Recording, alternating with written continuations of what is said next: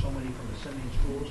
Typically what we do about, I think, the 1st of January, my counselor and I sit down and we look at our slots that each school has. And each school has a number of slots basically based on the size of school that they are.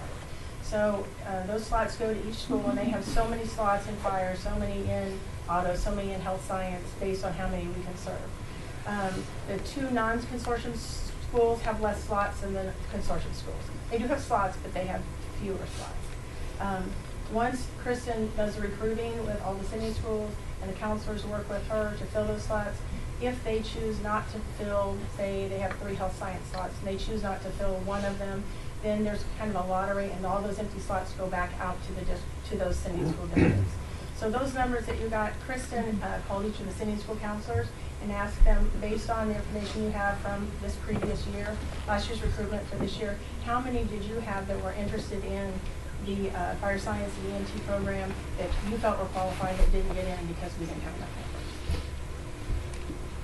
So it's a 1-year program. When they finish the program, are they ready to hire? Are they certified and ready to go? It's basically a 2-year program right now, so they attend 2 years to be completers. Sometimes a student will come and say, I just want to be a firefighter, I don't want to be EMT. Preference goes to those that want to complete the 2-year program. However, when they come for one, they always want to come the second year after they get done here. So we would continue to have it as a 2-year program. It would just be 2 separate teachers. So they could come in junior year for EMT, their senior for fire, or depending on what year they come, they're junior for fire, they're senior for EMT.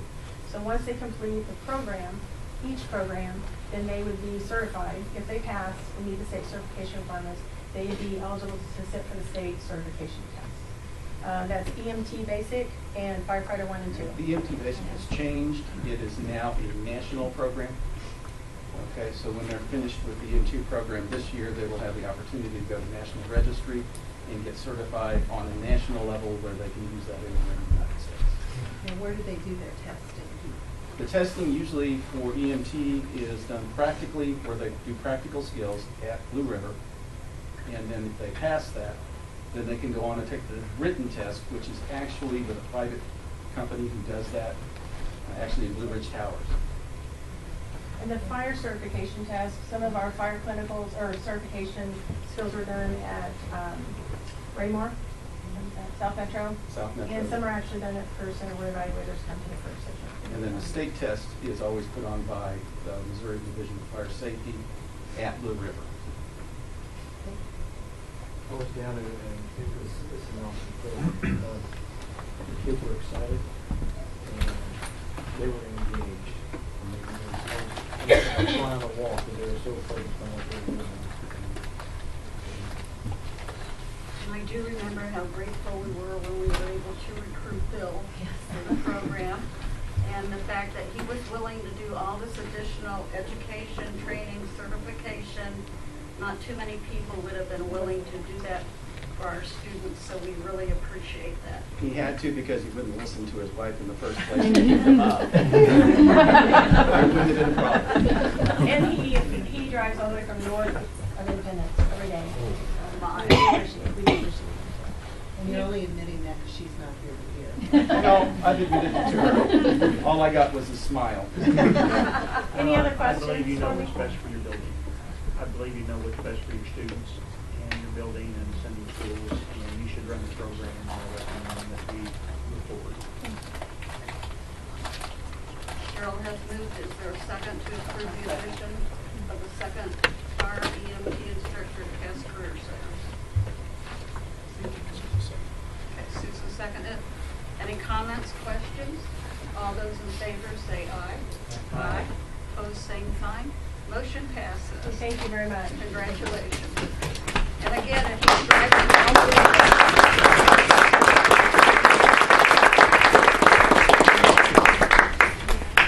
please feel free to leave and begin your drive home. You have a long ways to go.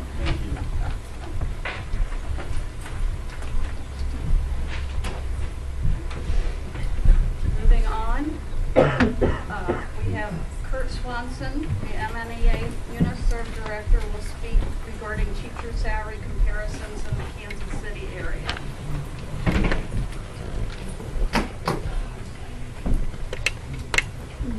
Good evening, and thank you for the opportunity to be here. I'm going to throw a lot of paper at you, so be prepared. Well, I'm pulling some of these out. What a great support for your school system. As Marie mentioned, my name is Kurt Swanson. I work for Missouri NEA. I've been working with Missouri NEA here in Kansas City since 1992. So I'm seeing some familiar faces out in the crowd here, and my whole role has been an advocate for public education and school employees. Since I left the classroom as a classroom teacher, when I left in '92 to come work full time to help improve schools and the livelihood of teachers and other employees that give their time and efforts. And I enjoyed listening to the presentations tonight. There's a lot of great things happening here in Harrisonville. Gosh, when I was in school, we didn't have fire training. Man, I had to learn how to set a fire properly. We wouldn't have got caught back then. It's really great to hear what all the good things that are happening. And I'm going to echo some of the stuff. If you have a chance to talk to your elected officials in Jesse, tell them the good things that are happening. By golly, they need to support the schools with funding. I can't say enough on that, but anyway, that's my soapbox for the night a little bit. I've been asked, and I've realized I probably don't have. I have 9 copies, and I'll let you fight over who wants a copy of some of these. There's 10 copies in there.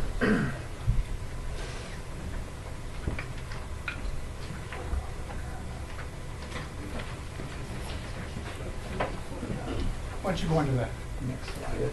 So I was been asked to come tonight and just talk about teacher salaries, administrative salaries, the ACT performance of the district, kind of some general views of the budget revenue and expenditures, operating fund balances, and the number of administrators that work out of central office.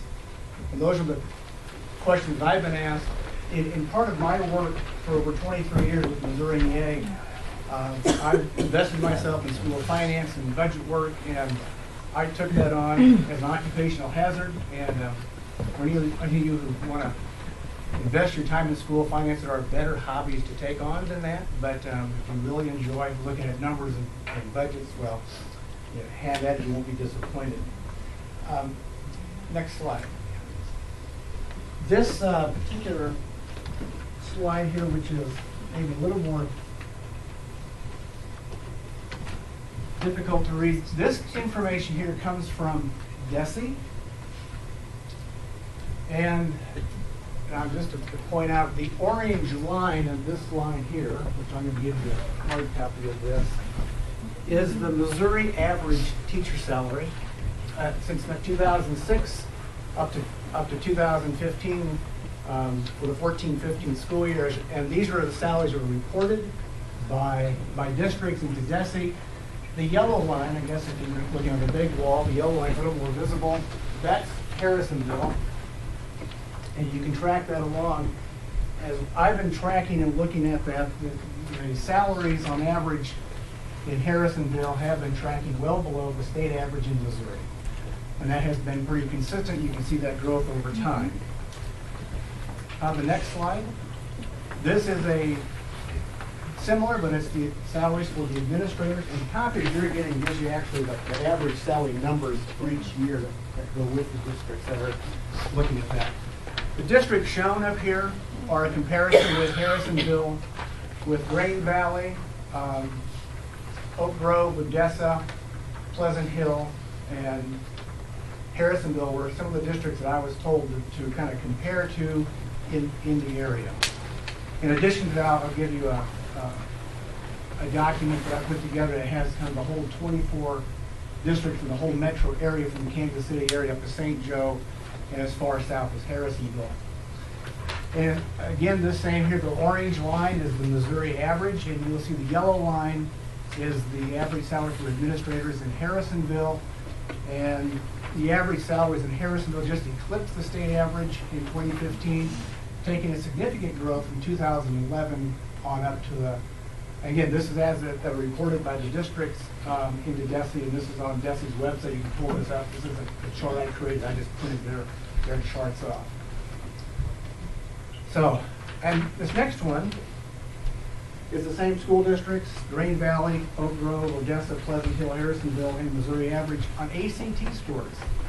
Good news is Harrisonville, that yellow line, was eclipsing, and still is well above with ACTs. You know, the margin is kind of a small, thin line, but Harrisonville has remained above the state average in the ACT composite scores, and that speaks well for the staff here. That is always a rigorous exam. It's one of the ones I know I didn't enjoy taking back when I had to take it, but I did. But you commend yourself and your staff for the fact that they are doing well in the ACTs. And here's another. That has the composite data for all the years over that. So that's the years from, was it 05 up to 2015 on ACT scores. So you're looking at above average performance. If looking at the teacher pay, and that was really one of the focus, it has been not keeping pace. It's below state average. And the question is what to do about that. Next slide, thank you. This slide here, I went back and examined the past several years, going back to 2009, 10, the annual Secretary of the Board reports, ASBR.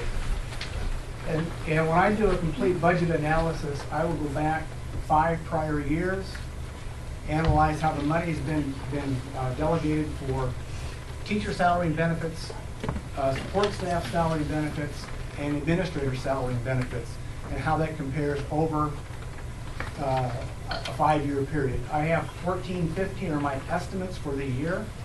Everything else is historical data, and that's how the numbers came out. What I want to point out on that slide, if you look in the blue columns, that's the teacher salary and benefits. Typically, in a school district budget, 75 to 80% of what they spend to operate schools K-12, for those of you budget people, it's the line 2999 of your ASBR. Okay, you know where I'm at. If you look at that total, 75 to 80% is on salary and benefits. And if you break that out further, what I've been doing these now for almost 20 years. The around 55% is the mark for teachers. Support staff runs 18 to 20%, and the administrative line runs typically about 5%. And that has been pretty consistent. In fact, I ran the state averages here. I took the state of Missouri. They put an ASB out for the whole district, for all districts statewide. The teachers came out 54%, support staff was 19%, administrators was 4.9%. So it still held for last year's state of Missouri. Those numbers are holding pretty true. I look at that only as, if you don't know where you've been, you really don't know where you're going. And in budget's the same thing. You look at where you are now, where you've been, but where do you want to be in the next years ahead. And looking at this is nothing of a previous roadmap, that the teacher salaries, as shown by, was reported at DESE, have not been average, and here as part of the budget, that number, if it was 53, 54, I'd say, you're probably pretty much on track. It's really down around 50. There's room for improvement there. Support staff, again, and what I don't know on the support staff and why that can vary is if you contract out your food service and contract out some others, that may not show. That would show as a purchase service, and I understand that. So I didn't have that breakout, so if that's the case, those would be lower because that may be a contract service. Is that the case?